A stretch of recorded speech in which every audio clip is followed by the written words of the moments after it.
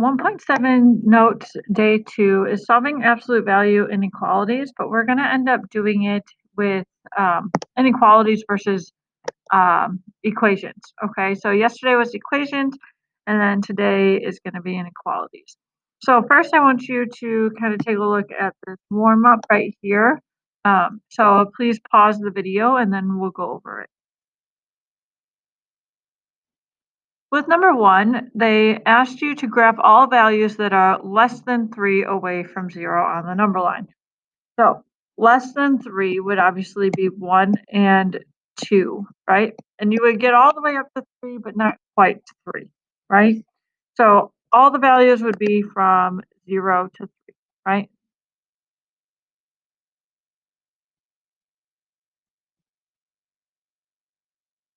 The problem is you can also go in the other direction, right? So you could have -1, -2, -3.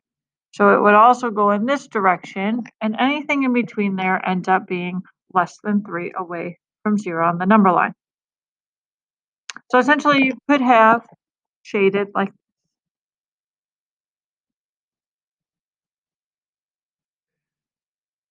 if you notice it says you just graphed x is less than 3, absolute value of x is less than 3. What type of problem does it look like, an and or an or? Well, hopefully you recalled that this is more of an and problem, right? Because and problems typically you shade in between two numbers. The next one, it said graph all values that are greater than or equal to 3 away from 0. So this time you would be at -3 and 3, and it would be greater than or equal to, so close circle, 0. Well, 3 away from 0. Hopefully, again, we were able to see that this was more of an or problem. So if you notice, there's really one thing that changes between these two equations. The only thing that changes is what type of inequality it is. So less than is going to be like an and problem, and greater than is going to be an or. If we look at just the rules for absolute value inequalities, okay, the very first thing is to get the inequality by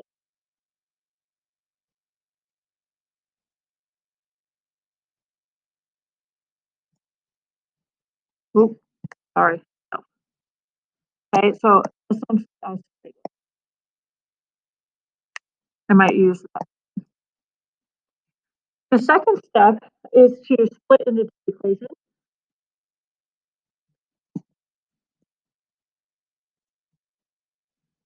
And you'll see that in a second.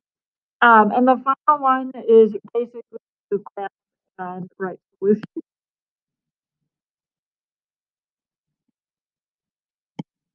Depending on and or.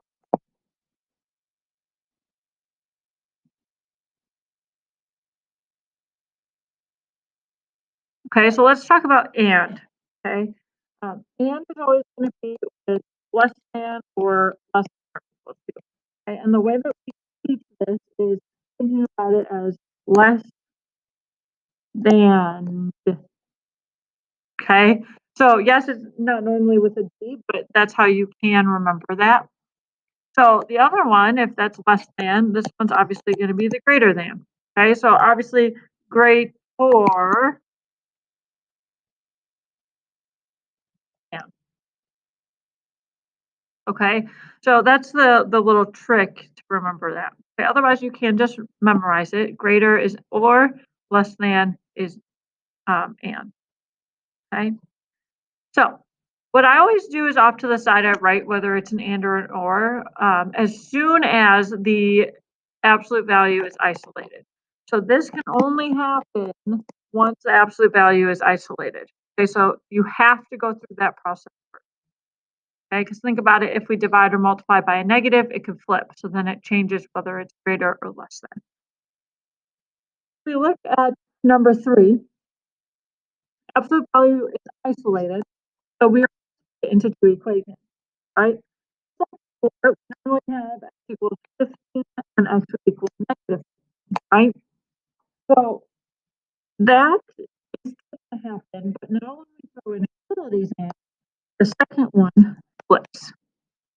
Okay, So basing it off of this inequality, before we put it greater than, this is an or problem, okay? So we're thinking about it as an or when we graph it. So we have -15 and we have +15. Both of them are going to be open circles. It's less than -15 and greater than +15. And if this is an or, this is our typical or one, we would shade both directions. Our solution in set notation is braces x f, and this is where we need to write our two inequalities. They do just match the ones that we have here. So x is less than -15, union x is greater than +. So number 4, same thing. Our absolute value is by itself, so we're going to just focus on this inequality. It is less than, so this is an and problem. Because it's by itself, we can split it into 2. X is less than or equal to 7. And the second one, we flip our inequality and negative. So we have -7 and +7. Both of these would be a closed circle. And this time, it is greater than -7, less than +7. And since this is an and, we're looking for the overlap, so that would be between.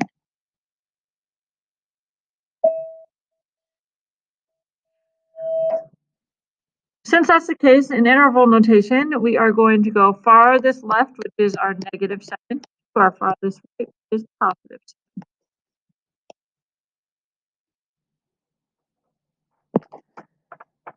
Looking at number 5, very similar question, except that it's not just x in the absolute value, there's something else in it. As stated in the beginning, all we need is for the absolute value to be isolated, and then you can split it into 2 equations. The absolute value is isolated here, so we can split it right now. Before we split it, this is greater, so this is an or problem. And now we can split it. So we have x minus 1 is greater than or equal to 3, and x minus 1 is less than or equal to -3. Notice how these two types, or those two parts of the equation, are exactly the same. It's just like when we solve. That part stays the same inside the absolute value. It's the outside that changes. At this point, we can solve by adding 1 to both sides.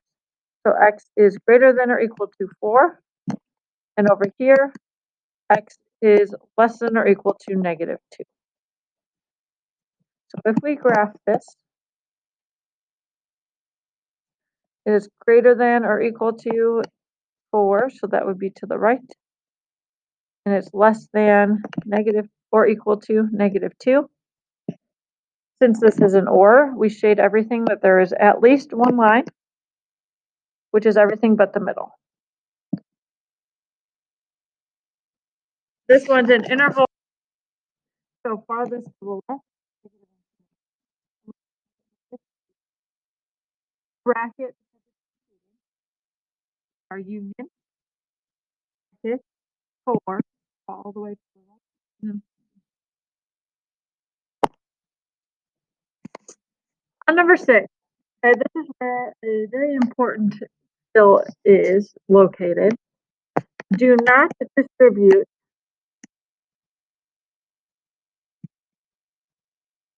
into the absolute value. This is something that we talked about yesterday, but I want to make sure that we reiterate that right. Okay? Do not distribute in. Okay, so on number 6, we are going to start on first. Okay, and the reason why we can't just split it right now is because the absolute value is not isolated. So we have -2 absolute value x minus 2 is greater than -14.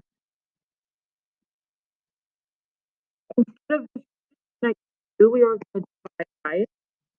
And we're left with absolute value of 3x minus 2 is less than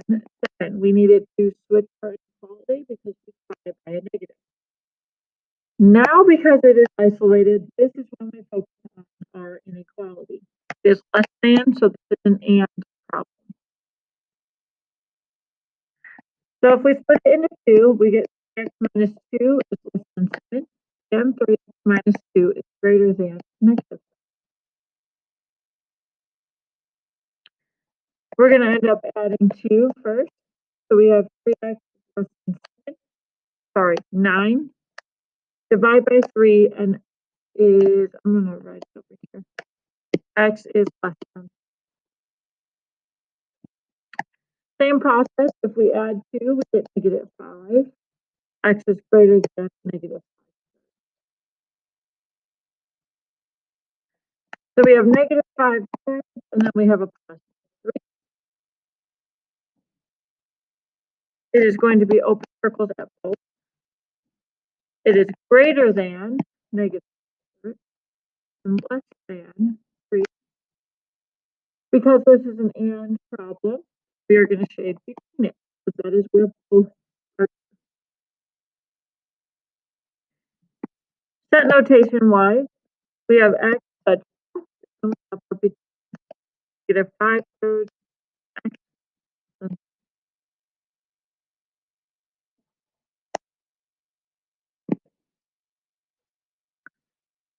And then we have our last one. We have 4 minus 1 plus 6 is less than or equal to 2. Again, I can't yet because I need to isolate the absolute value. Before we continue, I just want to make a point on number 6. If you the beginning one, this would have been an or, right? So it's super important to wait to the end because it becomes and would be an error. So on this one, we have to do the same. When we subtract 6, we get 4. Here, minus 1 is less than or equal to negative 4. We would then divide by 4 because we don't need to do an absolute value. And we get 3x minus 1 is less than or equal to negative 1. At this point, it's isolated. Inequality.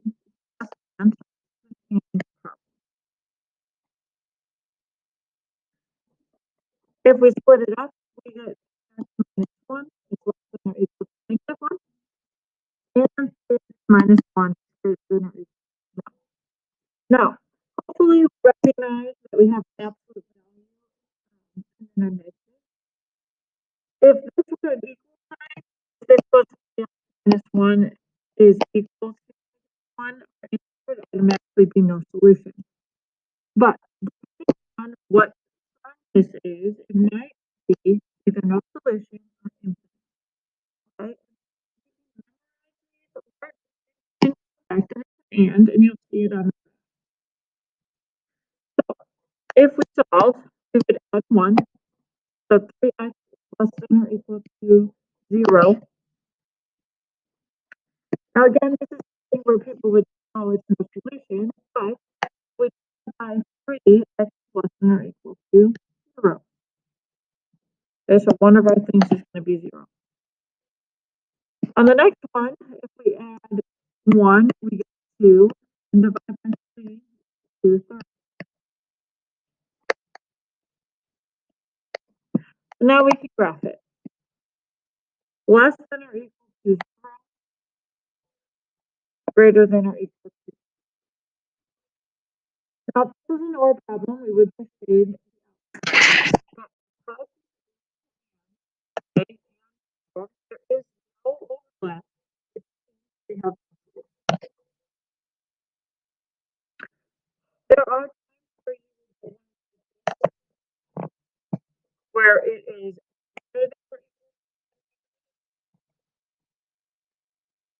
which would be an OR problem, where basic